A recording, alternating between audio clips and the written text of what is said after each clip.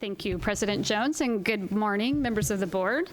I'd like to start by thanking you all for attending yesterday's winter gathering. I know that's an opportunity each year that the board and the team here at CalPERS can have some more personal interaction, and I know the team really looks forward to doing that.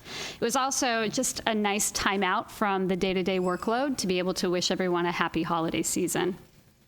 The CalPERS chorus this morning did a wonderful job, as they usually do.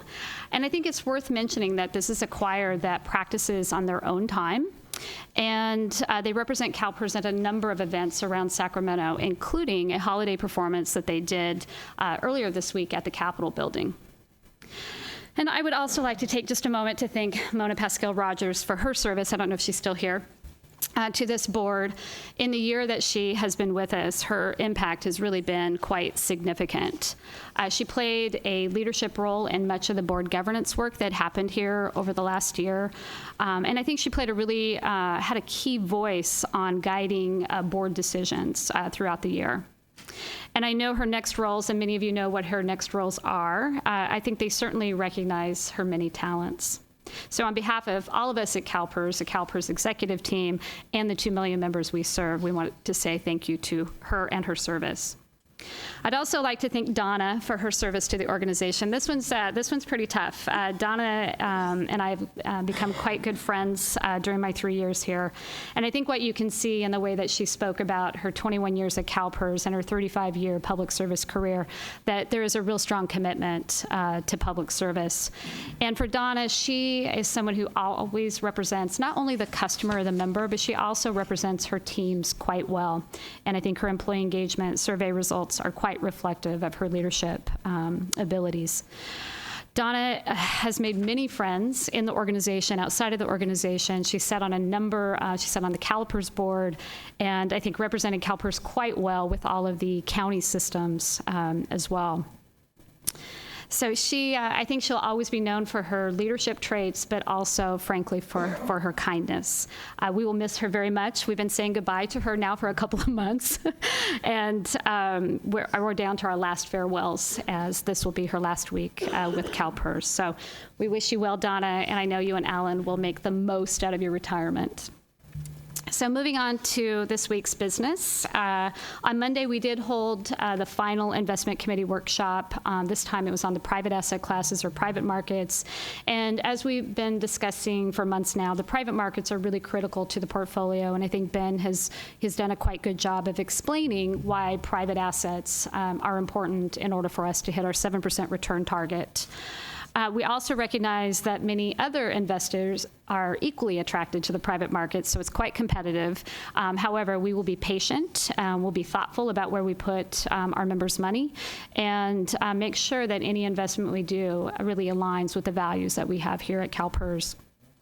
On Tuesday, we wrapped up our mental health discussions with our large health plans, and I think this was, again, another opportunity for us to make sure that we're spending the right time on key issues that are impacting the members of this system. Given that about 1 in 5 people will rely on mental health services in their lifetime, it's clear that we must continue our focus in this area.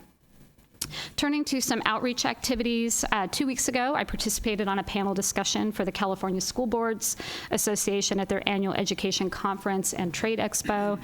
Like many of our employers, schools face significant budget challenges and constraints, so this is a good opportunity to not only hear their concerns, but also to really lay out the top priorities for this system.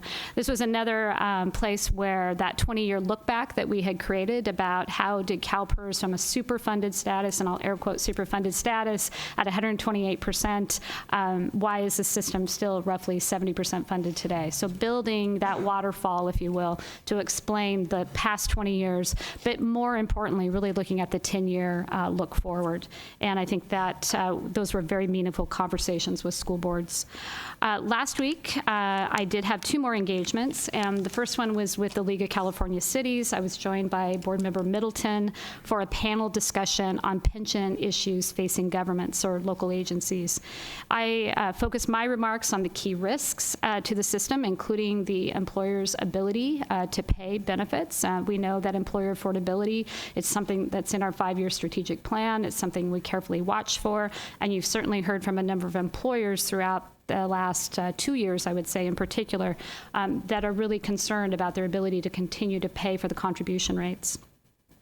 I also mentioned that the Pension Outlook Planning Tool was rolled out at the Education Forum, and this is one of the tools that the public agencies can use to do their own forecasting around contribution rates. So as they're thinking about their budgets 1, 3, and 5 years, they now have a tool in their hands that they can do that on their own in a self-served way.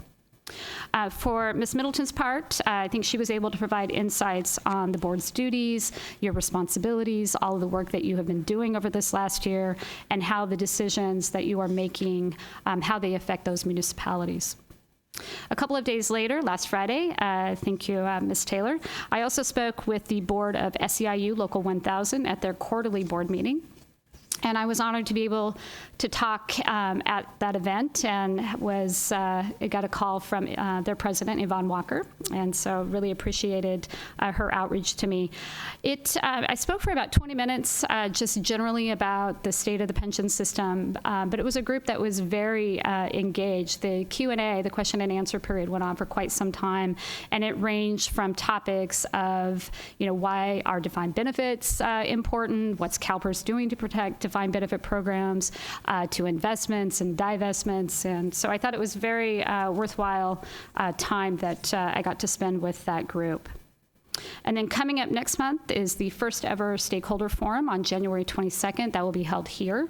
We're looking forward to providing our stakeholders with information on key issues around health, around pensions, and around sustainability of the fund, and also having some very constructive dialogue. And I know that many of you will be interacting in that session as well.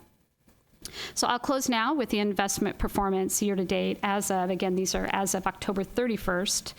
The preliminary 1-year rolling return is 11.8. The 3-year return is 9. The 5-year return is 6.5. The 10-year return is 8.6. And the 20-year return is 8.1. And then finally, I'd like to wish everyone a happy holiday season and a successful new year in 2020. As you know, our CalPERS headquarters and regional offices will be closed on Christmas Day and New Year's Day. And that does conclude my remarks, but I'm happy to take any questions. Okay, see no questions. Thank you for the report, Ms. Frost.